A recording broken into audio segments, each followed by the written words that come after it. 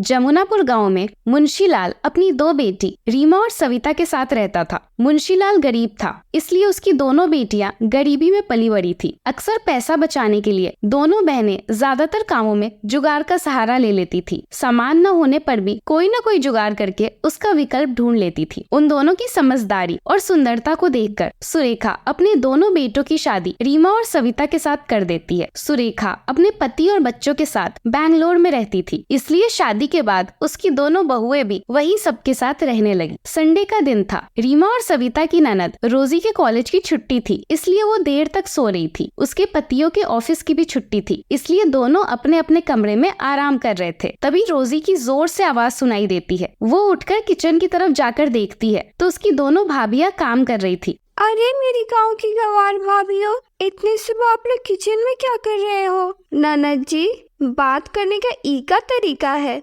एक तो इतना सुबह में उठ के हम सब के लिए नाश्ता बनावत है और आप हमें गवार बोलत है, और नहीं तो का?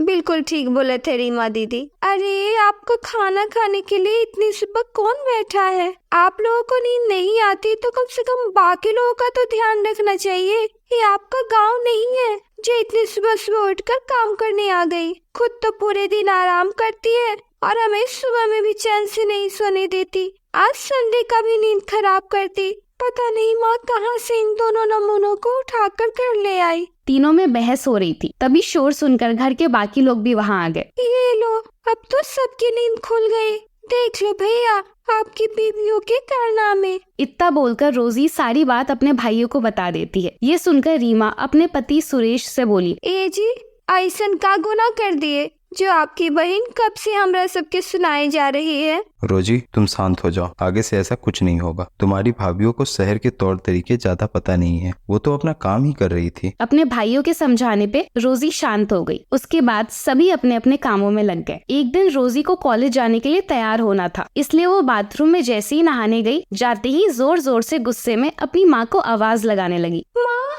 कहाँ हो तुम? जल्दी आना। वहाँ पहुँचते ही रोजी गुस्से में बोली, ये मिट्टी यहाँ कहाँ से आ गया? तभी सविता वहाँ आ जाती है और रोजी से बोली, ननद जी, वो कहाँ है ना, हम अपना सिर पियरी माटी से धोए हैं, वही माटी है, कोनो खराब चीज ना है। क्या मिट्टी से कौन सर धोता है? अरे जब यहाँ शैम्पू रखा है तो आपने मिट्टी से सर क्यों धोया? अरे ननद जी, ये कोनो ऐसन वैसन माटी ना है, पियरी माटी है। अरे एक इस्तेमाल से बाल एकदम चमक उठी। हम तो कहत है आप ही शैम्पू छोड़ के माटी के इस्तेमाल करी, बाल एकदम चमक जाए और शैम्पू के पैसा भी बच जाए। मेरी प्यारी भाभी, आपका जुगाड़ आपको ही मुबारक हो। आप ही इस्तेमाल करो ये चमत्कारी मिट्टी। मैं तो शैम्पू से ही बाल धोती हूँ। देख लिया माँ, आपकी बहू का कमाल। आपको यहाँ नहीं गांव में होना चाहिए था। क्या बोल रहे ननद जी?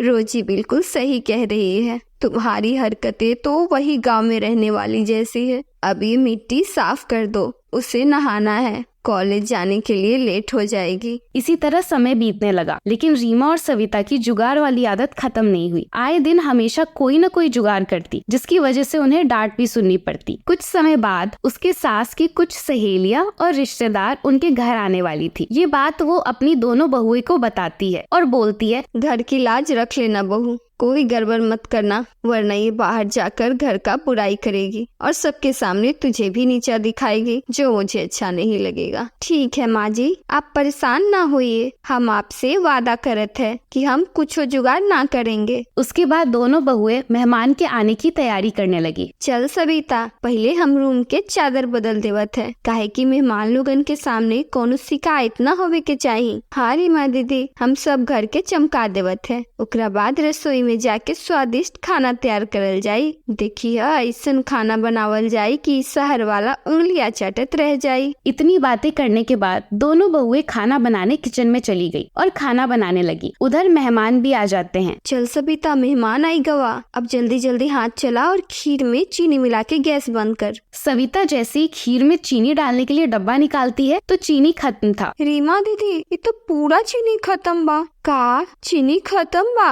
हे भगवान, अब का हुई? बाहर मेहमान आके बैठल है, अब कौन मुंह से जाके बोली कि चीनी खत्म बा? अब लागत है गांव वाला जुगाड़ करे के पड़ी। चीनी के जगह गुड़ डाल देवत है, वो भी तो मीठे लागेला। लेकिन ई शहर के लोगन के गुड़ के खीर पसंद ना आई और माजी से आपन शिकायत कर दी, तब का होई? अब वो सब सोचे के समय ना बा, जे होई देख ले। इतना बोलकर रीमा खीर बनाने में लग गई और सविता उसके साथ उसकी मदद करने लगी। देखते ही देखते दोनों बहुएं मिलकर पूरी खीर सब्जी तैयार कर देती है। जब मेहमान को खाना परोसा जाता है तब उसकी सास खीर देखकर डर जाती है। हे भगवान, अब ये खीर की जगह इसने क्या बनाया है? न जाने अब इसने गांव का कौन सा जुगाड़ लगाया है। इतना समझाया था कुछ जुगाड़ मत करना, लेकिन ये सुनती कहाँ है। आज तो ये मेरी दोनों बहुएं बेइज्जती करवा के ही मानेंगी। मेहमान ने जब खीर के बारे में उसकी सास से पूछा तब उसकी सास बोली, उसने अपने गांव का एक स्पेशल डिश बनाया है। वो डरते हुए मेहमानों से बोली, खाना शुरू कीजिए। खाना खाते ही महिलाएं उसकी बहुओं की तारीफ करने लगती है। तेरी बहू सच में गुनी है, क्या टेस्टी खाना बनाया है।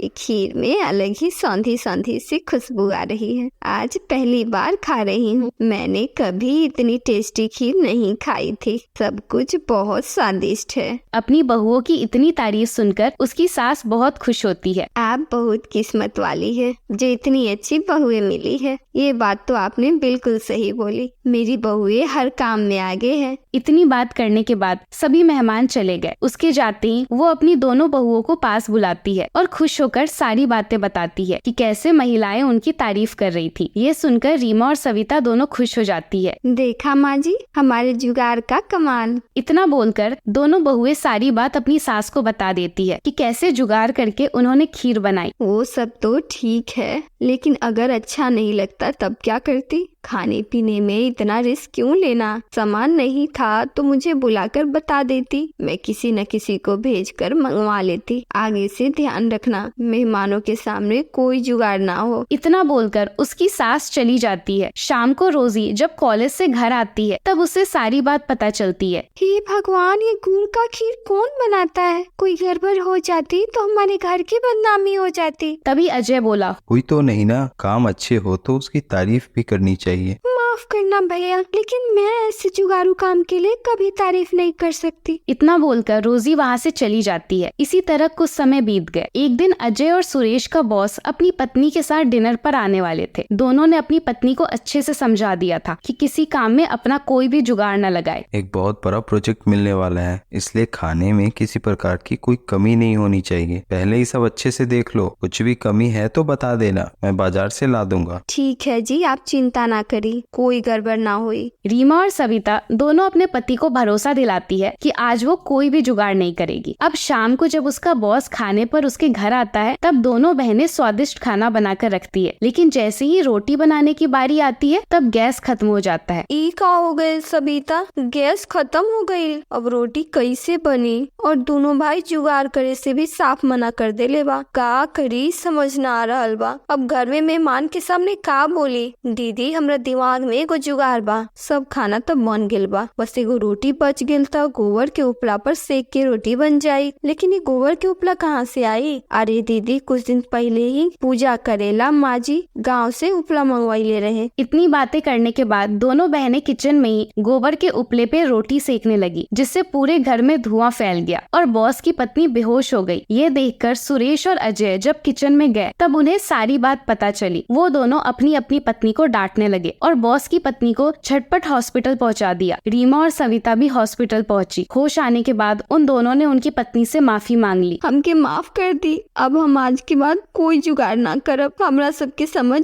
आ गए कि हर समय जुगाड़ करल सही न बा। उस दिन के बाद से उन्होंने जुगाड़ करना छोड़ दिया और अपने ससुराल वाले के तौर तरीके के हिसाब से रहने लगी। अगर आपको वीडियो अच्छा लगा तो वीडियो को लाइक करें और चैनल को सब्सक्राइब कर दे।